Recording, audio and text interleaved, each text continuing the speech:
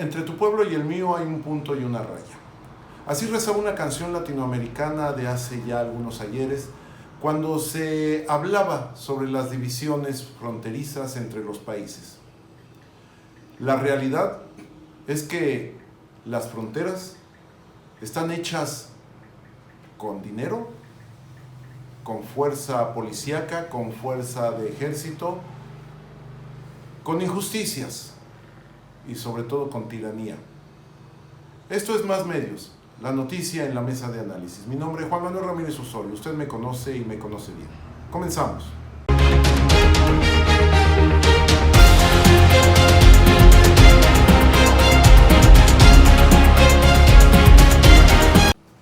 El tema importante ahora son lo que está sucediendo en nuestro país y que quizás muchos no se han dado cuenta y que es grave por muchos puntos. Son tres situaciones que llaman mucho la atención. La primera de ellas, los migrantes. Ya tratamos de los migrantes en temas anteriores, en presentaciones anteriores, ya tratamos de los migrantes. Y retomo un poquito el tema porque hay que recordar lo que sucedió en San Luis Potosí hace algunas semanas, algunos meses, donde un grupo de migrantes es secuestrado junto con las personas que los llevaban, 49 personas en total, secuestrados por bandas del crimen organizado. ¿Y qué se pretendía hacer con estas personas secuestradas? Pues cobrar el secuestro, cobrar una indemnización en dólares a sus familiares en Estados Unidos. Esto sucedió en San Luis Potosí. ¿Qué es lo que está sucediendo ahorita en todo México con los indocumentados? Después de que hace una semana terminara el título 42 de la Ley de Migración de Estados Unidos, ese título que hablaba sobre dar algo de facilidades a la gente por cuestiones sanitarias, bueno, pues se terminó ese capítulo que había prolongado Joe Biden y el Congreso de los Estados Unidos lo terminó, dijo que ya se finiquitaba y se tuvo que atender esta situación. Y bueno, pues el título 42 llegó a su fin la semana pasada. Muchos migrantes quedaron ahí varados en la frontera. Para Estados Unidos la preocupación es todos los migrantes que están entrando, no solo a su país, sino al nuestro. Y voy por partes.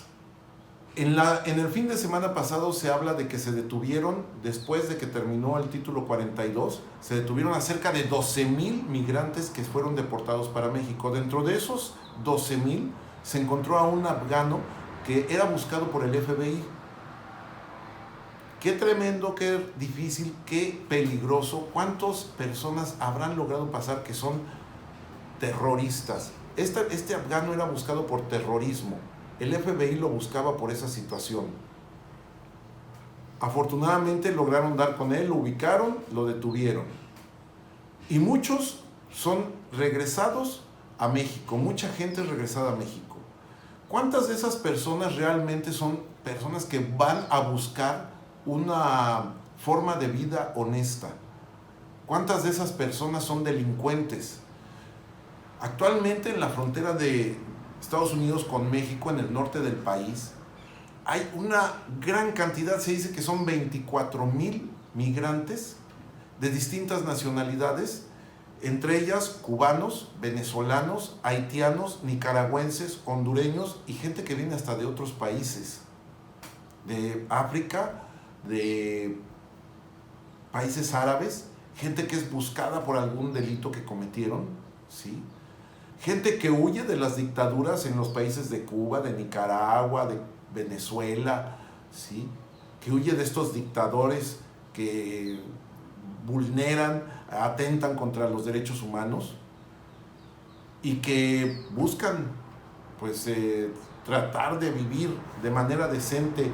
No veía una infografía que decía: yo no me gusta el socialismo porque yo sí quiero comer 3 veces al día, yo me acostumbré a tener que beber, yo me acostumbré a usar la ropa que yo quería, me acostumbré a tener un perro como mascota y no a tener un perro para comérmelo, entre otras de las cosas que decía la infografía. Pero bueno, regresando al tema, 24,000 personas ahí varadas que están causando ya problemas. Yo le pregunto a usted que me está viendo, si usted estuviera en la situación de ellos y se les acabara el dinero y estuviera en ese país, en un país ajeno y todo eso, se le acabara el dinero y necesitara comer, ¿qué haría?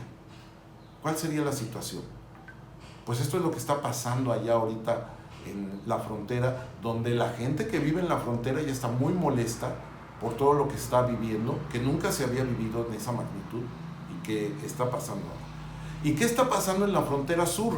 En la frontera sur, en Tapachula, las oficinas del Instituto Nacional de Migración cerraron y solamente hay camiones que transportan a los migrantes hasta Tuxtla Gutiérrez, a las oficinas de migración, donde ahí son atendidos para darles un documento y de ahí después llevarlos o de regreso o traerlos a Villahermosa, Tabasco.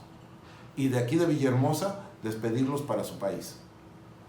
¿Qué es lo que está sucediendo? Que aquí, por ejemplo, en el caso de Villahermosa, encontramos ya gente de distintos países deambulando en calles, en algunos casos buscándose la vida entre los vehículos, limpiando parabrisas, pidiendo un apoyo, etcétera, etcétera, y en otros muchos casos, ¿sí?, quizás delinquiendo. Qué triste es lo que está sucediendo. Existía el caso de una familia, el papá, la mamá y dos hijos, uno de ellos en silla de ruedas, que había nacido con un mal congénito del corazón y que era empujado en la silla de ruedas con un tanque de oxígeno y así venían migrando. Ellos tenían la esperanza o tienen la esperanza de llegar a Estados Unidos para que le practiquen una operación a su hijo y salvarle la vida.